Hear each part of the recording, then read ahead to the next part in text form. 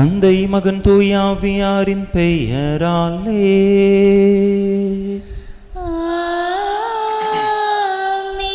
நம் ஆண்டவராகிய இயேசு கிறிஸ்துவின் அருளும் கடவுளின் அன்பும் தூய ஆவியாரின் நட்புறவும் உங்கள் அனைவரோடும் இருப்பதாக.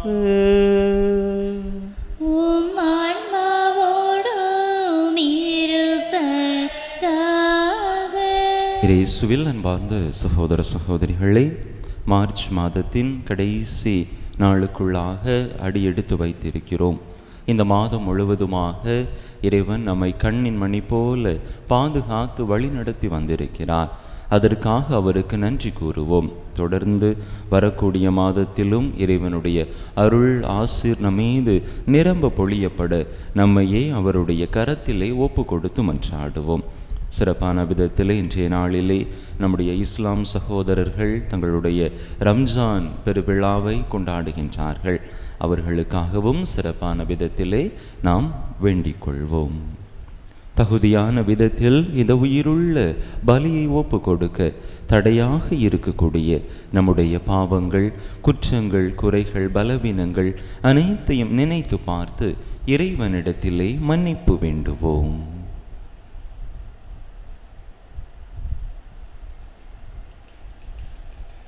எல்லாம் வல்ல இறைவனிடமும் சகோதர சகோதரிகளே உங்களிடமும் நான் பாவி என்பதை ஏற்றுக்கொள்கிறேன்.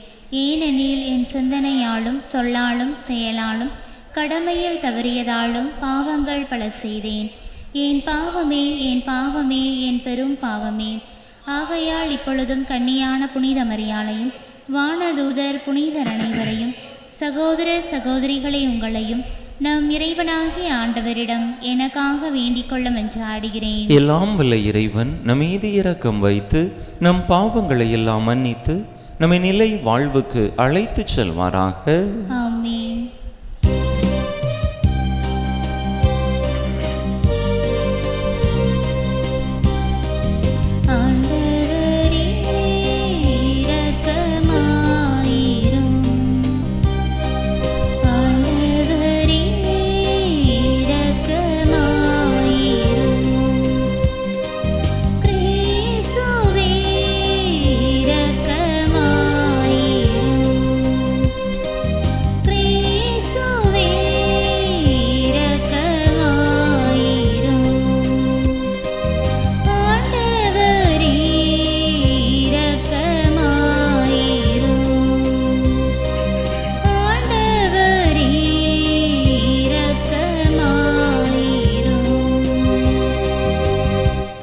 மன்றாடுவோமாக.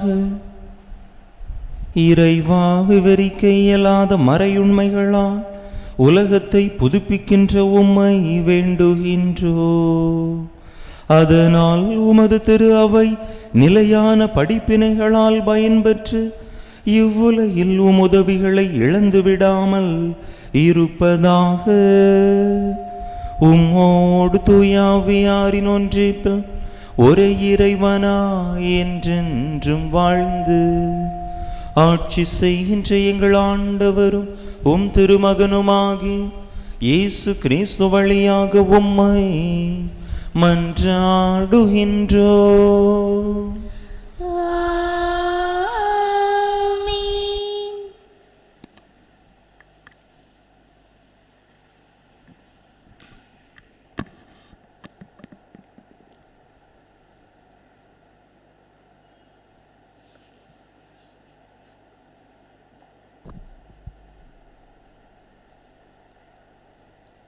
இனி அங்கே அழுகையும் கூக்குரலும் ஒருபோதும் கேட்கப்படா. இறைவாக்கினர் எசையா நூலிலிருந்து வாசகம். அதிகாரம் 65, இறைவசனங்கள் 17 முதல் 21 முடிய. ஆண்டவர் கூறுவது, இதோ புதிய விண்ணுலகையும் புதிய மண்ணுலகையும் படைக்கின்றேன். முந்தியவை நினைத்து பார்க்கப்படுவதில்லை, மனத்தில் எழுவதும் இல்லை. நான் படைப்பனவற்றில் நீங்கள் என்றென்றும் மகிழ்ந்து களி கூறுங்கள். இதோ நான் எருசலேமை மகிழ்ச்சிக்குரியதாகவும் அதன் மக்களை பூரிப்பவர்களாகவும் படைக்கிறேன். நானும் எருசலேமை முன்னிட்டு மகிழ்ச்சி அடைவேன், என் மக்களை குறித்து பூரிப்படைவேன். இனி அங்கே அழுகையும் கூக்குரலும் ஒருபோதும் கேட்கப்படா. இனி அங்கே சில நாட்களுக்குள் இறக்கும் பச்சிளங்குழந்தையே இராது. தம் வாழ்நாளை நிறைவு செய்யாத முதியவர் இரார். ஏனெனில் 100 ஆண்டு வாழ்ந்து இறப்பவனும் இளைஞனாக கருதப்படுவான். பாவியோ 100 ஆண்டுகள் வாழ்ந்தும் சாபத்திற்கு உட்பட்டிருப்பான். அவர்கள் வீடு கட்டி அங்கு குடியிருப்பார்கள், திராட்சை நட்டு அதன் கனிகளை உண்பார்கள். ஆண்டவர் விளங்கும் அருள்வாக்கு. இறைவனுக்கு நன்றி. பதிலுரை பாடல் பல்லவி. ஆண்டவரே உம்மை புகழ்வேன், ஏனெனில் என்னை கைதூக்கி விட்டீர். ஆண்டவரே உம்மை புகழ்வேன், ஏனெனில் என்னை கைதூக்கி விட்டீர். ஆண்டவரே உம்மை ஏத்தி புகழ்வேன், ஏனெனில் நீர் என்னை கைதூக்கி விட்டீர். என்னை கண்டு என் பகைவர் மகிழ நீர் விடவில்லை. ஆண்டவரே, நீர் என்னை பாதாளத்திலிருந்து ஏறி வரச் செய்தீர். சாவுக்குழியில் இறங்கிய எனது உயிரை காத்தீர். பல்லவி. ஆண்டவரே உம்மை புகழ்வேன், ஏனெனில் என்னை கைதூக்கி விட்டீர். இறை அன்பரே, ஆண்டவரை புகழ்ந்து பாடுங்கள். தூயவராம் அவரை நினைந்து நன்றி கூறுங்கள். அவரது சினம் ஒரு நொடி பொழுதுதான் இருக்கும், அவரது கருணையோ வாழ்நாள் முழுவதும் நீடிக்கும். மாலையில் அழுகை, காலையிலோ ஆர்ப்பரிப்பு. பல்லவி. ஆண்டவரே உம்மை புகழ்வேன், ஏனெனில் என்னை கைதூக்கி விட்டீர்.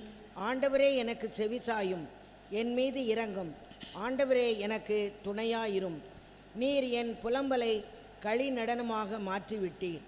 என் கடவுளாகிய ஆண்டவரே, உமக்கு என்றென்றும் நன்றி செலுத்துவேன். பல்லவி.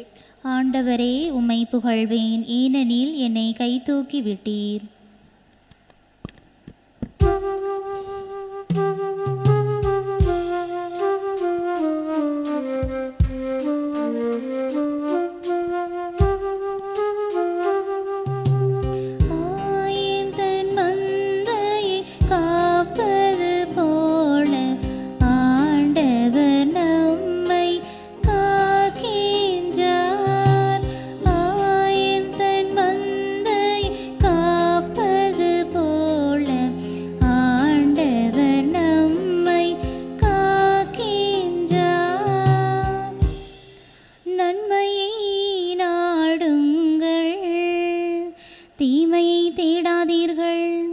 அப்பொழுது படைகளின் கடவுளாகிய ஆண்டவர் உங்களோடு இருப்பார். தாயின் தன் மந்தையை காப்பது போல ஆண்டவர் நம்மை காக்கின்றார். ஆண்டவர் உங்களோடு இருப்பாராக, உம் ஆன்மாவோடும் இருப்பாராக. யோவான் எழுதிய தூய நற்செய்தியிலிருந்து வாசகம். ஆண்டவரே, மாட்சி உமக்கே. அதிகாரம் 4, இறைவசனங்கள் 43 முதல் 54 முடிய. அக்காலத்தில் இயேசு சமாரியாவில் இருந்து கலிலேயாவுக்கு சென்றார். தம் சொந்த ஊரில் இறைவாக்கினருக்கு மதிப்பு இராது என்று அவரே கூறியிருந்தார். அவர் கலிலேயா வந்தபோது கலிலேயர் அவரை வரவேற்றனர். ஏனெனில் அவர்கள் திருவிழாவுக்கு சென்றிருந்தபோது எருசலேமில் அவர் செய்தவை அனைத்தையும் கண்டிருந்தனர். கலிலேயாவில் உள்ள கானாவுக்கு இயேசு மீண்டும் சென்றார். அங்கேதான் அவர் தண்ணீரை திராட்சை ரசமாக்கியிருந்தார். கப்பர்நாகுமில் அரச அலுவலரின் மகன் ஒருவன் நோயுற்றிருந்தான். இயேசு யூதேயாவிலிருந்து கலிலேயாவுக்கு வந்திருப்பதாக கேள்விப்பட்ட அரசு அலுவலர் அவரிடம் சென்று சாகும் தருவாயில் இருந்த தம் மகனை நலமாக்க வருமாறு வேண்டினார். இயேசு அவரை நோக்கி, அடையாளங்களையும் அருஞ்செயல்களையும் கண்டாலன்றி நீங்கள் நம்பவே மாட்டீர்கள் என்றார். அரசு அலுவலர் இயேசுவிடம், ஐயா, என் மகன் இறக்கு முன் வாரும் என்றார். இயேசு அவரிடம், நீர் புறப்பட்டு போம், உம் மகன் பிழைத்து கொள்வான் என்றார். அவரும் இயேசு தம்மிடம் சொன்ன வார்த்தையை நம்பி புறப்பட்டு போனார். அவர் போய்கொண்டிருக்கும் போதே அவருடைய பணியாளர்கள் அவருக்கு எதிர்கொண்டு வந்து, மகன் பிழைத்து கொண்டான் என்று கூறினார்கள். எத்தனை மணிக்கு நோய் நீங்கியது என்று அவர் அவர்களிடம் வினவ, அவர்கள், நேற்று பிற்பகல் 1 மணிக்கு காய்ச்சல் நீங்கியது என்றார்கள். உம் மகன் பிழைத்து கொள்வான் என்று இயேசு அந்நேரத்தில்தான் கூறினார் என்பதை அவன் தந்தை நினைவு கூர்ந்தார். அவரும் அவர் வீட்டார் அனைவரும் இயேசுவை நம்பினர். இயேசு யூதேயாவிலிருந்து கலிலேயாவுக்கு வந்த பிறகு செய்த இரண்டாவது அரும் அடையாளம் இதுவே. ஆண்டவரின் அருள் வாக்கு. கிறிஸ்துவே உமக்கு புகழ்.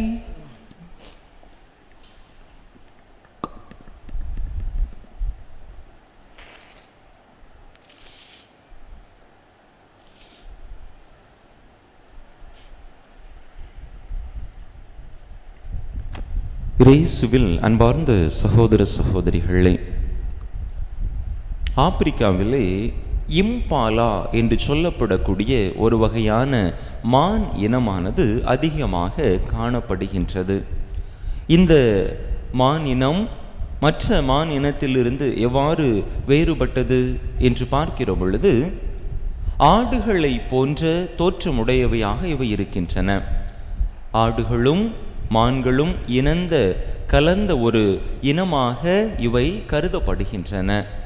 இன்னும் கூடுதல் சிறப்பம்சம் இந்த இம்பாலா மான் இனத்திற்கு உரியது என்ன என்று சொன்னால், மிக அதிக தூரத்திற்கு தாண்டக்கூடிய சக்தி படைத்தவையாக இந்த இம்பாலா வகை மானினங்கள் காணப்படுகின்றன. அதாவது கிட்டத்தட்ட 33 அடி தூரத்திற்கு தாண்டக்கூடிய, துள்ளி ஓடக்கூடிய அந்த ஒரு வலிமையானது, சக்தியானது இந்த மான் இனத்திடம் காணப்படுகிறது. 33 அடி தூரம் என்று சொன்னால் ஏறத்தாழ 10 மீட்டர் தூரத்திற்கு தாண்டக்கூடியது. எதிரி விலங்குகள் இவற்றை தாக்க வருகின்ற பொழுது அவற்றிலிருந்து தப்பிப்பதற்காக இவ்வளவு அதிக தூரத்திற்கு, அதிக நீளத்திற்கு தாண்டி ஓடி தப்பித்து கொள்ளக்கூடிய வல்லமை படைத்தவையாக இந்த இம்பாலா வகை மானினங்கள் உள்ளன. இன்னும் கூடுதலாக இவை 10 அடி உயரத்திற்கும் தூரத்திற்கு தாண்டக்கூடிய வல்லமை உடையவை. அவ்வளவு உயரமாகவும் இவை துள்ளக்கூடிய வல்லமை படைத்தவை. 10 அடி உயரம் என்று சொன்னால் 3 மீட்டர் உயரத்திற்கு துள்ளக்கூடியது. ஆனால் இவற்றிலே காணப்படக்கூடிய ஒரு குறைபாடு என்ன என்று சொன்னால், இந்த இவ்வளவு தூரத்திற்கு, இவ்வளவு உயரத்திற்கு தாண்டக்கூடிய இந்த மான் இனத்தை வெறுமனே 3 அடி மட்டுமே உயரம் உள்ள அந்த சுவற்றை கொண்டு அடைத்து விட முடியும். காம்பவுண்டு சுவர் 3 அடி இருந்தால் போதும், அதை தாண்டி இந்த மான்களால் வெளியே ஓட முடியாது, அதுக்குள்ளதான் இருக்கும். இயல்பாக இருக்கின்ற பொழுது 33 அடி தூரத்திற்கு தாண்டக்கூடிய இந்த மான் இனத்தினால் அதனை சுற்றி இருக்கக்கூடிய 3 அடி அந்த சுவரை தாண்டி வெளியே செல்ல இயலாது. காரணம் என்ன நினைக்கிறீங்க?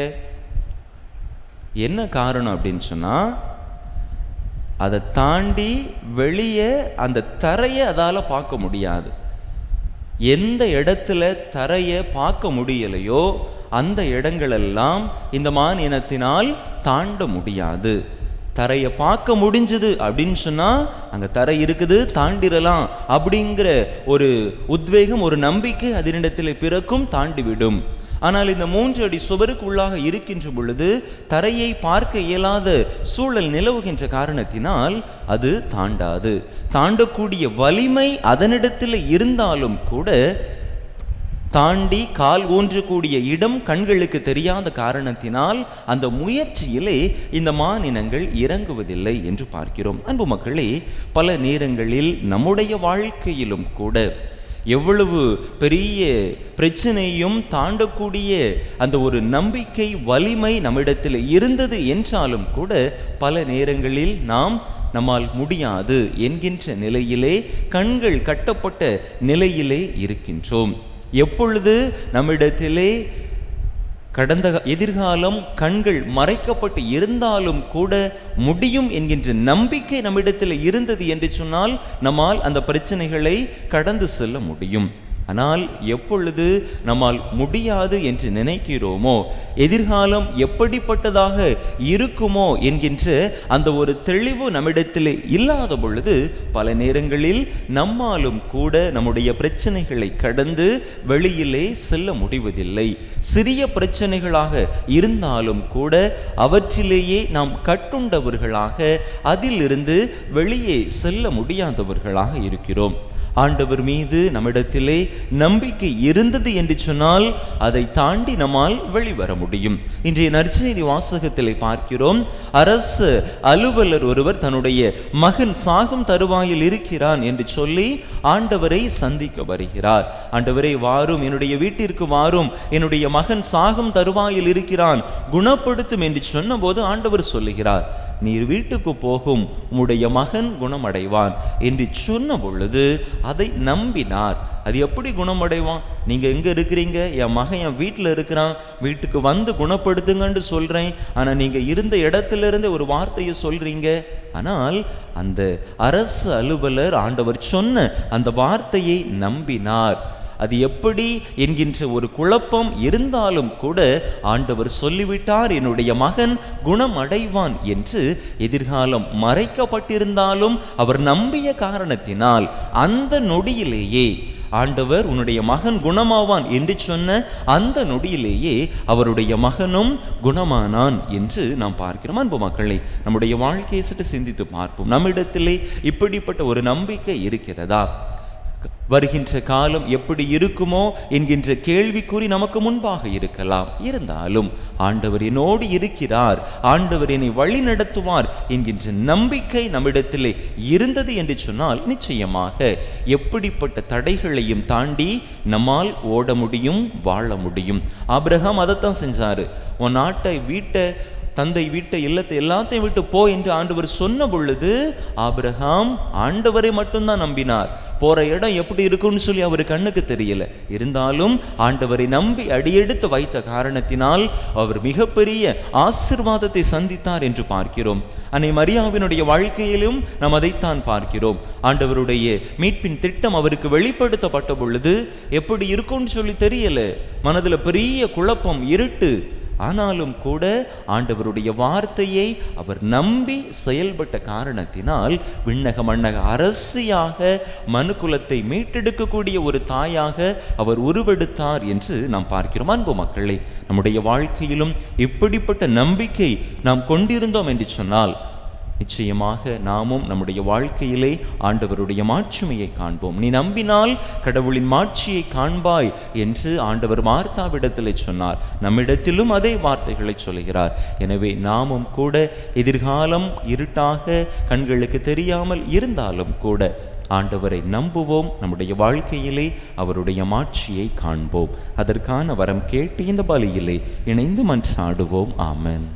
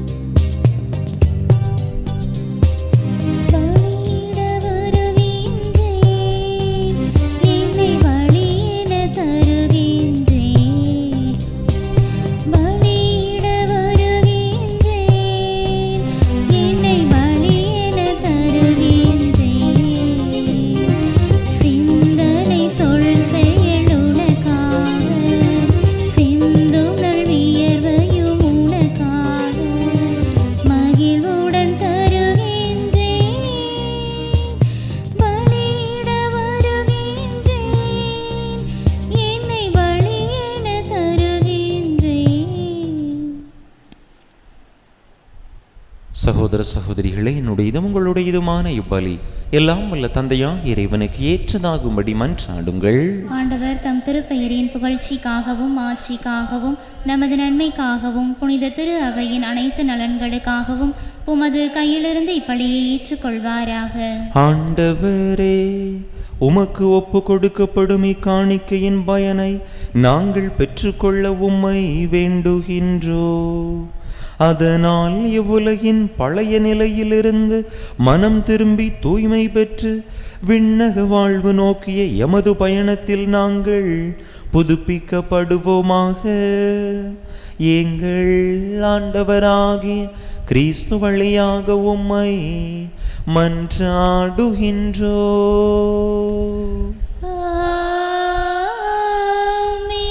ஆண்டவர் உங்களோடு இருப்பாராக. உம் ஆன்மாவோடும் இருப்பாராக. இதயங்களை மேலே எழுப்புங்கள். ஆண்டவரிடம் எழுப்பியுள்ளோம். நம் இறைவனாகிய ஆண்டவருக்கு நன்றி கூறுவோம். அது தகுதியும் நீதியுமானதே. ஆண்டவரே, தூயவரான தந்தையே, என்றும் உள்ள எல்லாம் வல்ல இறைவா, எந்நாளும் எவ்விடத்திலும் நாங்கள் உமக்கு நன்றி செலுத்துவது மெய்யாகவே தகுதியும் நீதியுமாகும். எங்கள் கடமையும் மீட்புக்குரிய செயலுமாகும். எங்கள் தவ முயற்சிகளால் நாங்கள் உமக்கு நன்றி செலுத்தவும், எங்கள் ஆணவத்தை தளர்த்தவும், ஏழைகளுக்கு உணவு அளிக்கவும், இவ்வாறு உமது கனிவிரக்கத்தை பின்பற்றவும் நீர் திருவுள்ளமானீர். ஆகவே எண்ணற்ற வானதூதரோடு சேர்ந்து நாங்களும் உமை போற்றி புகழ்ந்தேத்தி ஒரே குரலில் பாடுவதாவது: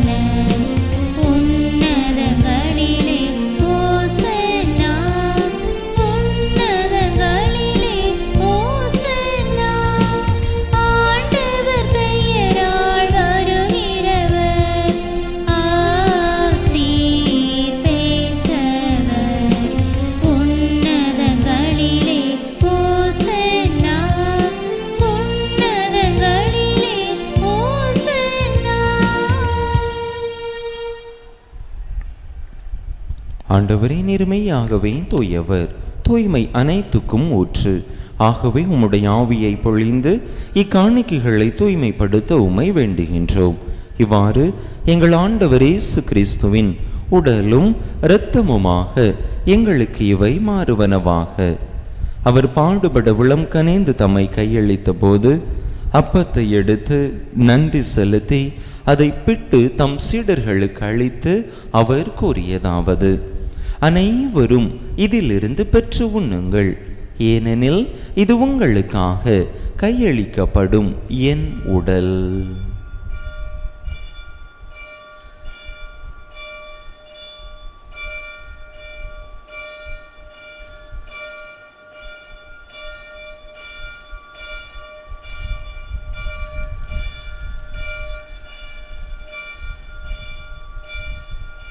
அவ்வண்ணமே இரவு விருந்தை அருந்திய பின் கிண்ணத்தையும் எடுத்து மீண்டும் உமக்கு நன்றி கூறி தம் சீடர்களுக்கு அளித்து அவர் கூறியதாவது: அனைவரும் இதிலிருந்து பெற்று பருகுங்கள், ஏனெனில் இது புதிய நிலையான உடன்படிக்கைக்குரிய என் இரத்தத்தின் கிண்ணம். இது பாவ மன்னிப்புக்கென்று உங்களுக்காகவும் பலருக்காகவும் சிந்தப்படும். இதை என் நினைவாக செய்யுங்கள்.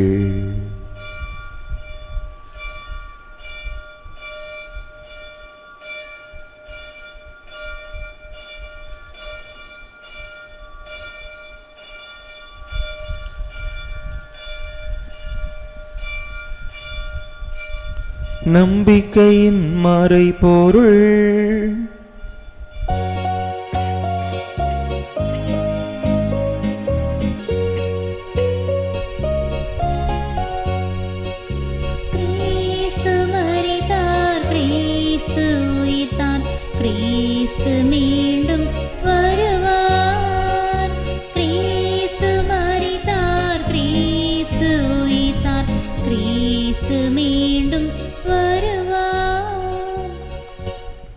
ஆகவே ஆண்டவரே, நாங்கள் கிறிஸ்துவின் இறப்பினையும் உயிர்ப்பினையும் நினைவு கூர்ந்து வாழ்வு தரும் அப்பத்தையும் மீன்பளிக்கும் கிண்ணத்தையும் உமக்கு ஒப்பு கொடுக்கின்றோம்.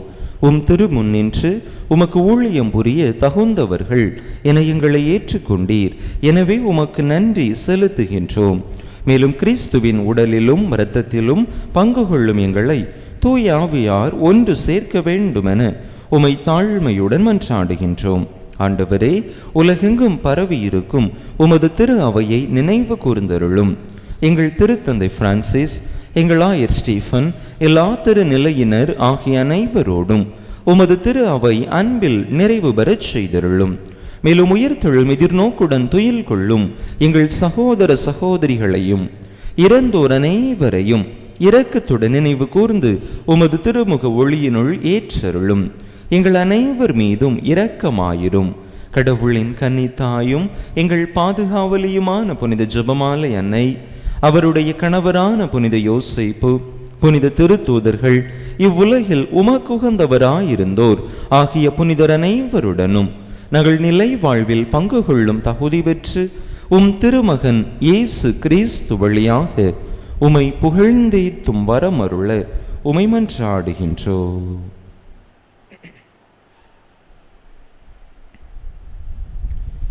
இவர் வழியாக இவரோடு இவரில் எல்லாம் வல்ல இறைவனாகிய தந்தையே, தூய ஆவியாரின் ஒன்றிப்பில் எல்லா புகழும் மாட்சியும் என்றென்றும் உமக்கு உரியதே.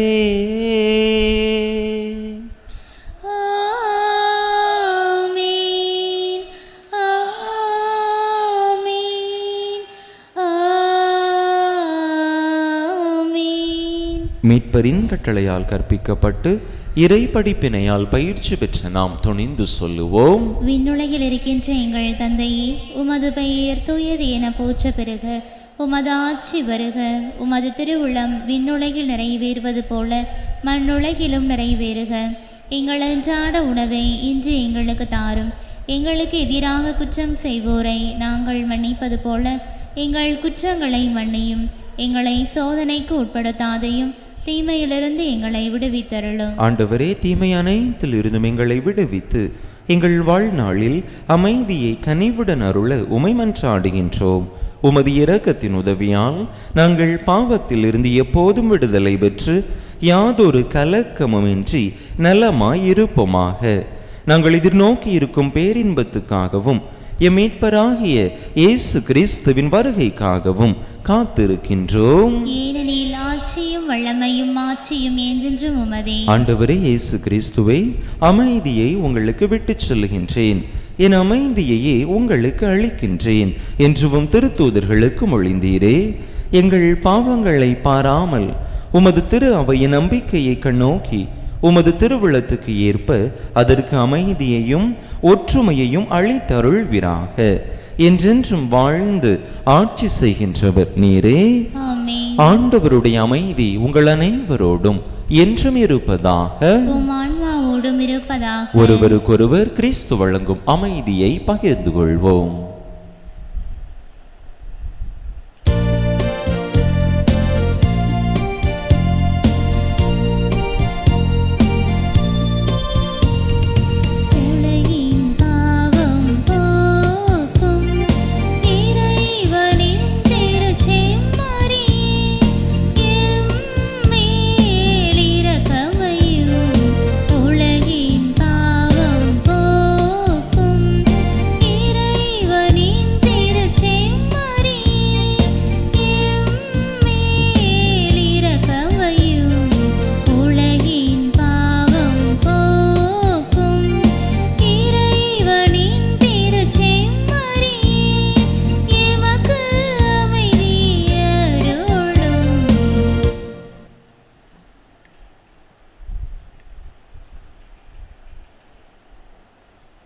இதோ இறைவனின் செம்மறி, இதோ உலகின் பாவங்களை போக்குகின்றவர். இந்த செம்மறியின் திருவிருந்துக்கு அழைக்க பெற்றுள்ள நாம் பேறு பெற்றோ. ஆண்டவரே, நீர் என்னிடத்தில் எழுந்தருளி வர நான் தகுதியற்றவள். ஆனால் ஒரு வார்த்தை மட்டும் சொல்லியருளும், எனது ஆன்மா நலமடையும்.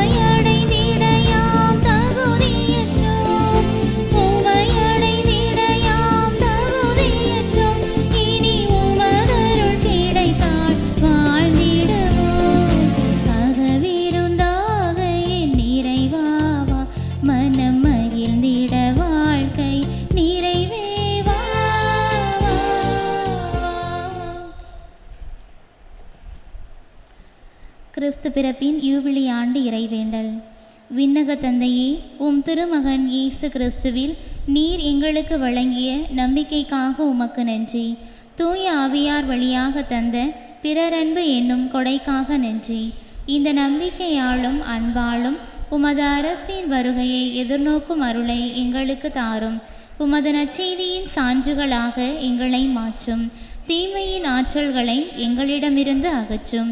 நாங்களும் இவ்வுலகும் புதிய விண்ணகம் புதிய மண்ணகம் நோக்கிய பயணத்தில் இறை வார்த்தையால் மாற்றம் பெறுவோமாக. இந்த யூபிலி கொண்டாட்டத்தின் அருள் எதிர்நோக்கின் திருப்பயணிகளாகிய எங்களை வழிநடத்தட்டும். விண்ணக செல்வங்களுக்கான ஆர்வத்தை எம்மேல் தூண்டி எழுப்பட்டும். எம் மீட்பர் இயேசுவின் மகிழ்ச்சியும் அமைதியும் உலகை நிரப்புவதாக. மூவொரு கடவுளை, உமக்கே மாட்சி, உமக்கே புகழ், உமக்கே நன்றி. ஆமேன். என் ஆவியை உங்கள் நடுவில் வைப்பேன். என் நியமங்களை கடைபிடிக்கவும் என் நீதி நெறிகளை கவனமாய் செயல்படுத்தவும் செய்வேன் என்கிறார் ஆண்டவர். மன்றாடுவோமாக.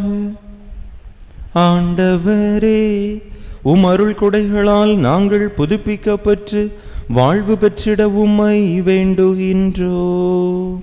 அவை எங்களை புனிதப்படுத்தி நிலையானவற்றுக்கு எங்களை இட்டு செல்வனவாக.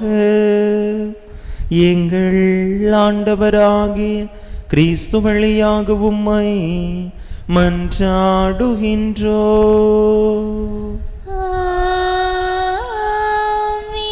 ஆண்டவர் உங்களோடு இருப்பாராக.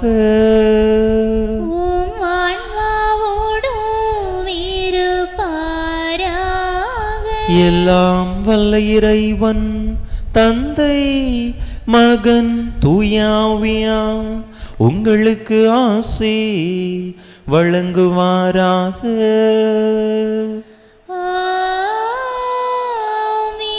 இறையாசிரை நிறைவாக பெற்றவர்களாக சென்று வாருங்கள். திருப்பலி நிறைவேறிற்று.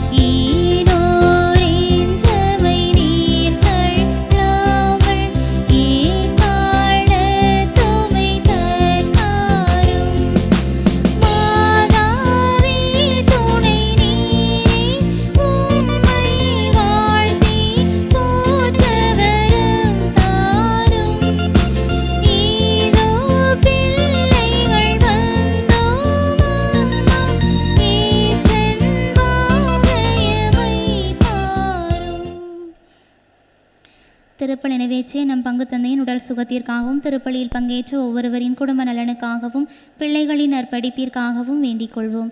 விண்ணுலகில் இருக்கின்ற எங்கள் தந்தையே, உமது பெயர் தூயது என போற்ற பெறுக. உமது ஆட்சி வருக. உமது திருவுளம் விண்ணுலகில் நிறைவேறுவது போல மண்ணுலகிலும் நிறைவேறுக.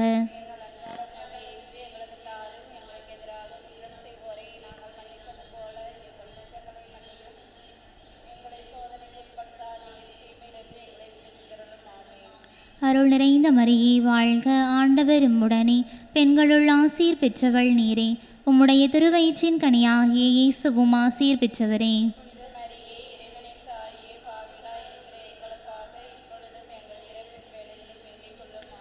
தந்தைக்கும் மகனுக்கும் தூய ஆவியாருக்கும் ஆட்சிமை உண்டாவதாக.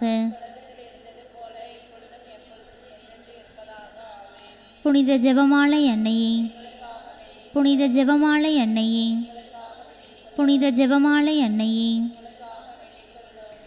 நிலையான புகழுக்குரிய தூய இறை நற்கருணைக்கு எல்லா காலமும் ஆராதனையும் புகழும் போற்றியும் மாட்சிமையும் உண்டாக கடவது. தந்தை மகன் தூய ஆவியின் பெயராலே ஆமென்.